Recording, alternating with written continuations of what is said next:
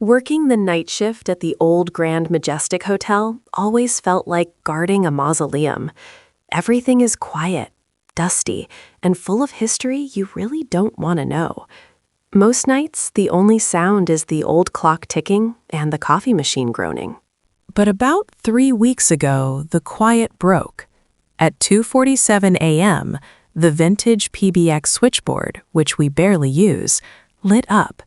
The display blinked, "Incoming call 428." Now, here's the thing.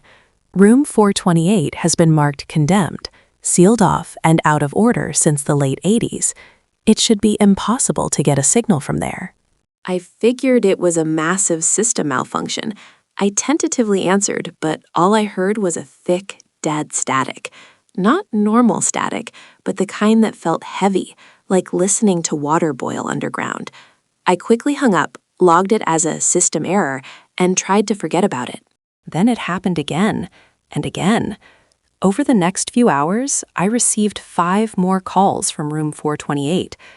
What truly freaked me out wasn't the calls themselves, but the timing. Every single call was precisely 3 minutes apart, down to the second. It was deliberate, and it was watching the clock. On the 8th call, I didn't hang up right away. I held the receiver tight, trying to filter out the static. And then I heard it. A faint, wet, gasping sound. The sound of someone struggling desperately for air, right into the microphone. It sounded like they were drowning, but maybe only in the air itself. That sound tipped me over the edge. System error or not, I had to investigate. I grabbed my master key card and the flashlight. Against every rule and against my own common sense, I started the long walk up to the 4th floor.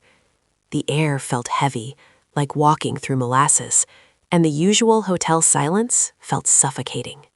When I got to 428, the air was freezing. The door was slightly ajar, maybe half an inch. A thin, dark line of liquid was pooled amid the crack, smelling faintly metallic.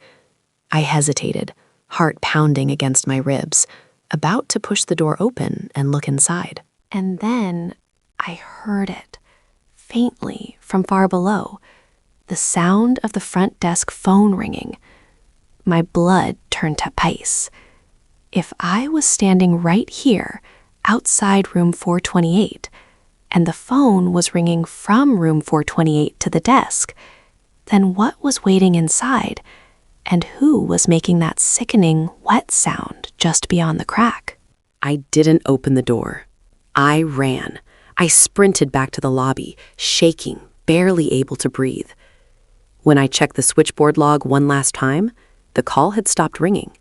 But the system hadn't marked it complete or missed. It simply said, "Call held."